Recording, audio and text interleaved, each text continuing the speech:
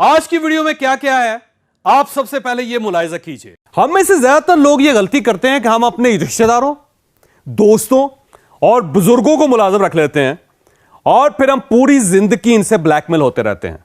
आप भी किसी दिन अपना और अपने मुलाजमिन का वक्त निकाल कर देख लीजिए। आपको महसूस होगा आप काम की बात सिर्फ 2 सेकंड में पूरी कर लेते हैं। आप फर्ज कीजिए आपने अपने ड्राइवर को गाड़ी साफ करने की हिदायत की। आप घंटे बाद उसको बुलाकर पूछते हैं, जफर तुमने गाड़ी साफ की? और वो जवाब में आपको बताता है कि सर मैं बाहर निकला था, मैंने चौकीदार को सोया हुआ देखा था, मैंने उससे पाइप मांगा था, उसने मुझे गाली दे दी थी और हमारी लड़ाई हो गई वगैरह वगैरह। चुनांचे आप जब तक इन्हें काम तक महदूद रखेंगे आपका काम चलता रहेगा। मैं हूं जावेद चौधरी और आप देख रहे हैं माइंड चेंजर।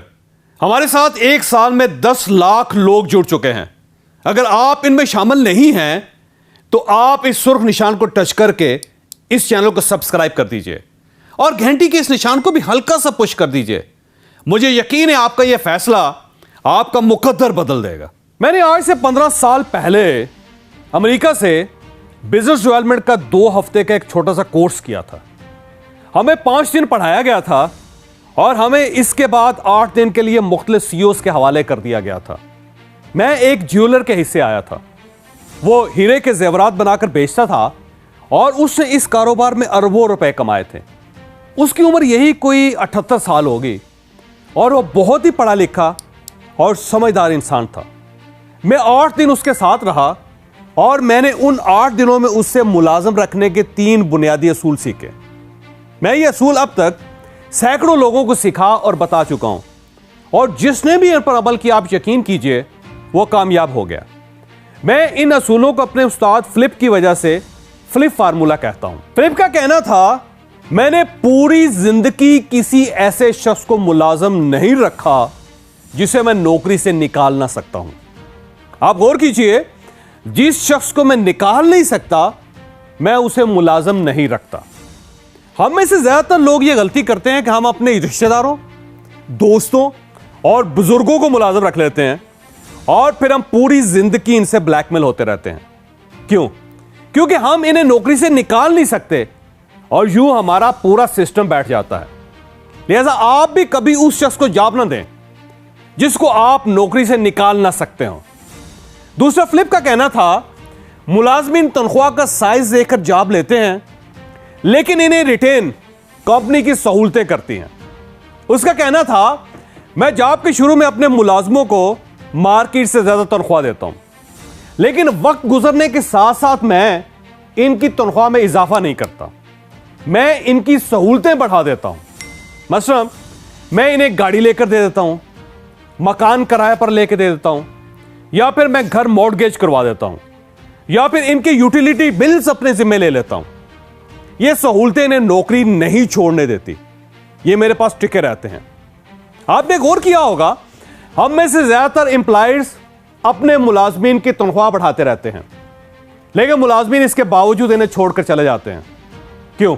मैं यहां पे आपको चंद लम्हों के लिए रोकूंगा। इंसान को बचपन से लेकर बुढ़ापे तक 130 किस्म की ट्रेनिंग्स की जरूरत होती है। बच्चे को कितनी तालीम चाहिए और हमारे बुजुर्ग हमसे क्या तवक्को रखते हैं, ये सब ट्रेनिंग्स है। बच्चे और वालिदैन के रिलेशंस, मियां बीवी का ताल्लुक, मुलाजिम और मालिक के ताल्लुकात, बिजनेस और बिजनेस की growth, time management, energy management, money management, resources management और relation management, career counselling, emotional balance, अपने टैलेंट की discovery, self improvement, self control, anger management, diet management, fitness और ओल्ड एज इश्यूज, इन सब के लिए ट्रेनिंग चाहिए होती है। और पाकिस्तान अब उस लेवल पर आ चुका है जिसमें अब ट्रेनिंग एक प्रोफेशन, एक बहुत बड़ा कैरियर बन चुका है। आप भी ट्रेनर बन सकते हैं, आप भी मोटिवेशन के बिजनेस में आ सकते हैं और आप एक कामयाब, खुशहाल और मशहूर शख्सियत भी बन सकते हैं। हम लाहौर में 27 फरवरी को ट्रेनर्स ट्रेनिंग देने के लिए फुल डे सेशन कर रहे हैं। यह सेशन मैनेजमेंट हाउस में होगा, फुल डे होगा और आप इस सेशन में हमें ज्वाइन करके ट्रेनर बन सकते हैं। आप हारिस अती से इन नंबरों पर राब्ता करके अपनी सीट रिजर्व करवा लीजिए।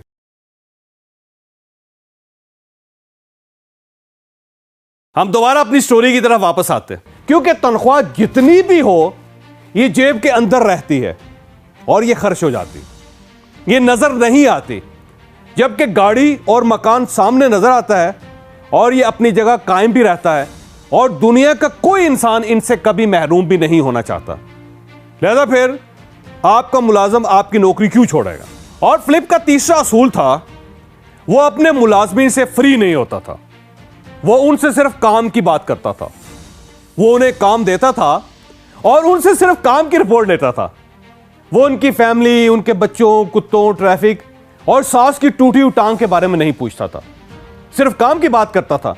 चुनांचे मुलाजमीन और उसका दोनों का वक्त बच जाता था। आप भी किसी दिन अपना और अपने मुलाजमीन का वक्त निकाल कर देख लीजिए, आपको महसूस होगा आप काम की बात सिर्फ 2 सेकंड में पूरी कर लेते हैं, लेकिन आप हाल अहवाल और दसो सास का क्या हाल है, इसमें 4 घंटे बर्बाद कर देते हैं।